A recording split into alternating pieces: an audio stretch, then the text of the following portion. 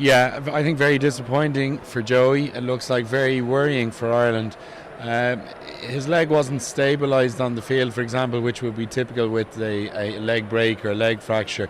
He wasn't putting any weight through the leg, but it did look like it could be a knee ligament or ankle ligament injury, which unfortunately with healing times it probably will be touch and go whether he can make that flight.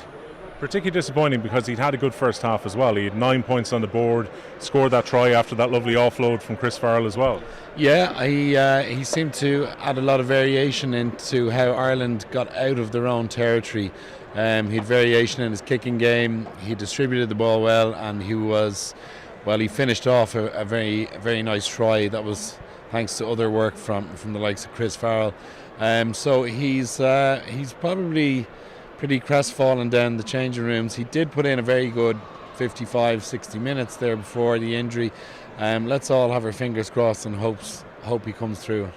Well, look, aside from that, there's not a huge amount to talk about really, because this was pretty routine, wasn't it? I mean, 5 tries were scored, but Italy didn't offer a whole lot. No, Italy were poor, and probably predictably so too. Ireland weren't hugely better, but again, there's a multitude of new combinations. There's players coming in from a long pre-season, heavy legs, sore muscles, and probably mentally not quite sharp yet. Probably also in terms of motivation levels certainly be high, but arousal levels this early on in the year, and a kind of a half full stadium, it doesn't quite whet the appetite maybe as it should sometimes. There were some interesting combinations tried.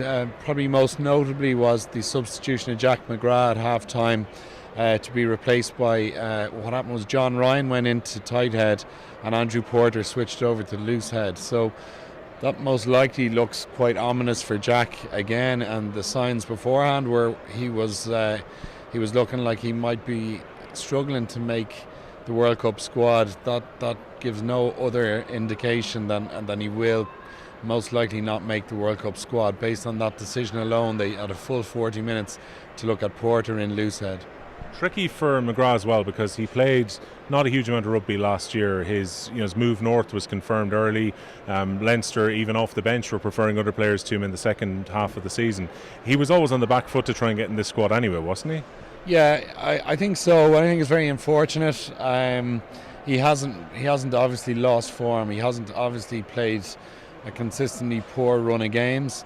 Kilcoyne seems to have usurped him, and Kilcoyne is playing excellent rugby, and then it comes down to combinations for the World Cup. We're obviously going to go with Furlong and John Ryan as the first choice tight heads. You then go with 2 loose heads in Healy and Kilcoyne, it looks like, but we do need a 5th prop who covers both positions, and unfortunately for Jack, he only covers loose head. Porter covers both. You would argue he certainly doesn't cover loose head as well as Jack could, but he covers both positions, and that's probably going to swing it for Porter in the end. I get the feeling scrum half it's Luke McGrath or Kieran Marmion who goes to the World Cup ultimately. Kieran Marmion got himself a try, good block down from I guess an opportunistic moment from him. He came on and impressed on the cameo, but how did Luke McGrath play in the hour or so that he played before Marmion came in? I think they're hugely similar players. They're both a threat. They're both excellent support players. They might necessarily be the guy who causes the line break, but they might be the guy who finishes off a line break from someone else. So their anticipation and their lines of running and support are very, very similar. They've both got a similar pass in the sense Murray probably far and away the best passer in the group, maybe Cooney second, and Marmion and McGrath having similar passing skills. But it seems to me Schmidt overall probably favours Marmion, potentially just based on historically what he's done for the team in times of trouble, coming in and maybe rescuing us on the wing a couple of times, but very, very hard to make any real clear distinction between McGrath and Marmion for me. Based on what Joe has done to date, I'd say Marmion might nip in ahead of him as a third choice. Conway grabbed himself a try, man the match performance as well, had a good solid display out there. He's probably enhanced his chance of going, albeit wing is a very competitive position here. Yeah, I think Conway is probably in a similar boat to Jack McGrath in the sense he's very good in his own position, he's very capable. But if he doesn't cover enough positions, he does cover fullback as well. I think combinations are going to go against him as opposed to individual ability. To see Chris Farrell starting at 12 today was very interesting to me. Ringrose obviously got a run out too. I think somewhere within that mix of three quarters and the combinations that are going to be selected, I think it might be it just might be too tricky for Conway. Even though he played very well today, I think it might be too tricky for him to edge his way into that 31-man squad. What did you make of John Kleyn? Because he only became eligible to play for Ireland on Thursday when the team was named. Yeah. He played today. I know some people were disappointed maybe for Ultan Dillane, who misses out in the squad for project player who comes available just this week. What was your feeling in terms of, first of all, how Kleyn actually played today? Well, I think Kleyn, he did a very capable job. He is, I think he's primarily been picked as an enforcer type, very, very physical, very lumbering and heavy type second row, which is a style of second row, certainly within a combination of two lock forwards, that Schmidt tends to really appreciate. I mean, he's got a very athletic James Ryan. He tends to look for a Devon Toner, a John Kleyn, a Quinn Rue. He's done it in the past. It explains, for example, the omission of Ultan Dillane, who would be perceived to be slightly more lightweight, very athletic around the field. Kleyn coming in, Irish qualified on Thursday. He did sing Ron Naveen Oscailiga. I noticed before the game. He was probably made more of an effort to become Irish than Cascarino did in 10 years. But it's a very, very difficult question. It's a difficult one for homegrown coaches, homegrown players who've come through the system. It's a hard pill to swallow for guys like that. Nonetheless, it's a professional era within the game. Players are brought over with a view potentially to becoming Irish in that 3-year qualification rule, and we tend to pick and choose our favourites. There's no qualms about CJ Stander, and he's equally as Irish as John Kleyn is. So I think we've got to be careful in terms of how we view it. It's very, very close in terms of his qualification to the World Cup. But once qualified, you're qualified. He is a good player. He is a very competent player, and he does fit the requirements of Joe Schmidt's both technical and tactical requirements in that second row, the tight head scrummaging second row position. I suppose with cuts due to be made, it's kind of a training week now ahead of going to England on Saturday week. It has to keep everyone on their toes as well, doesn't it? Because Dillane played 3 games during the Six Nations, still gets dropped off the squad. Nobody's particularly safe here.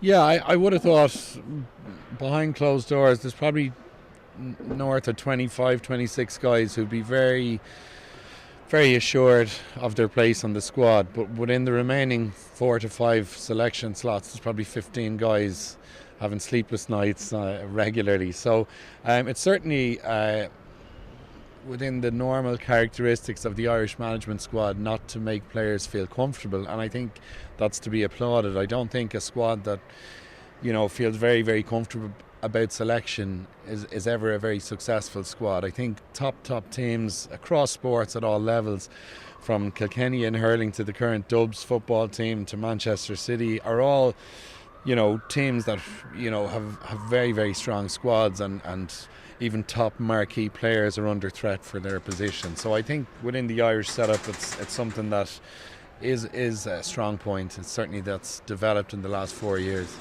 I know you were concerned about the Irish game plan when we spoke in Cardiff after the Six Nations. Do you put today and maybe some of the kind of discontinuity about the performance, do you put that purely down to pre-season, or is this a continuation on of what we saw 6 months ago? No, I think there's a natural lack of continuity in play today that is predictable and normal and perfectly acceptable. A number of new players in different combinations, and nobody's played any rugby at a competitive level for over 2 months. So in terms of the overall standard of play, it's not something I would read into. It's not something I would criticise in any way today. We would hopefully see over the remaining 3 games maybe a little more fluidity in our play and in our attack. There were some troubling early periods in terms of our defence, but again I would put that down to ring rust. So hopefully, based on our last real competitive outing against Wales, hopefully we'll have put it to bed, forgotten about it, all got over it, had a rest, and it would be nice to see some nice attacking, creative rugby in the next few weeks. Because realistically, the standard ups quite a bit now. To go to Twickenham and now to play the world's number one back-to-back Wales ahead of going to Japan as well, on the back of New Zealand's hammering that they got from Australia today. Yeah, it's for all intents and purposes look like it's going to be a World Cup that is going to have multiple upsets. I think there's certainly no obvious outright winner at the moment. New Zealand would have been odds on in the last World Cup, but a record defeat in terms of the scoreline deficit and the actual aggregate points total. They've never conceded 47 points in a rugby international in their entire history until this morning. So no doubt there will be an element of crisis in the New Zealand national psyche on the back of this morning. But I think it would be a disservice to Australia, who, to say New Zealand underperformed, I thought Australia were outstanding.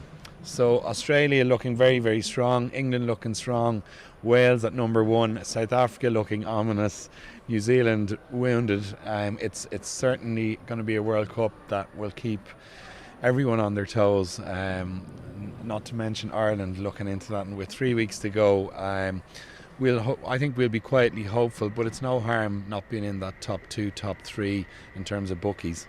And former Leinster coach Michael Sheka, this is a hell of a turnaround for the Wallabies as well. Not that long ago the people were calling for his head and maybe a change in coach 2 years out from a World Cup. He's got them into a pretty good position a month out now, hasn't he? Yeah, I think what struck me today about their play was the amount they held on to possession, even though they were also very creative with that.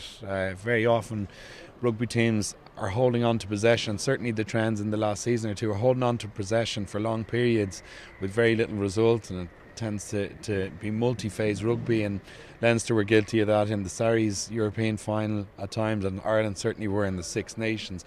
This was an Australian side who held possession for huge periods of the game, but also were very creative and threatening with that. There were 155 tackles made by New Zealand in the first half alone, so that gives you some insight into what Australia are capable of doing with ball in hand. And when you look later on into the second half, it was against 14 New Zealand men, but they attacked from deep, actually from within their own dead ball area at one stage via Curtly Beale. So they've got huge threat around the field. So again, they've probably suddenly jumped a couple of places in terms of how they'll be viewed going into the World Cup based on this morning alone.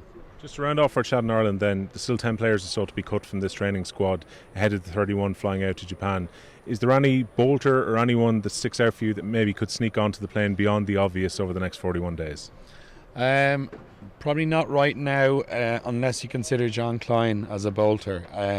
But I think it's been on the cards for a couple of weeks that it looks likely he will go. Conway maybe, based on today's performance, very, very adept. A typical Conway performance, good footwork, got on the score sheet and did a lot of good work in terms of his contribution around the field, defensively and off the ball as well. So he could potentially squeeze in. It may let him down again, and just how Joe looks on picking his three quarters and his centre combinations. But there's no outstanding young bolter that we haven't thought about at the moment that looks likely to push through. On a very final note, does this open the door for Ross Byrne now? Because to me it seemed after the Six Nations that Jack Carthy was very much the third choice out half. If Joey Carbery misses time, you'd imagine he's probably not going to play over the next couple of weeks with this injury. Does this open an opportunity now for Ross Byrne to make the plane? Very much so. I think it'll be interesting to see how willing the Irish management are to give Johnny Sexton any game time on the back of Joey Carbery's injury. And Johnny in the past has proven he's the type of player who can hit the ground running. I don't think Johnny necessarily requires 40, 60, 80 minutes in the next 3 weeks to be up to speed. He's still going to be chomping at the bit to play these games. Absolutely. That's in his nature, and that's something we never want to take away from top level players. I think we need to be very, very pragmatic. I think we need to be risk averse in terms of how we manage Johnny now.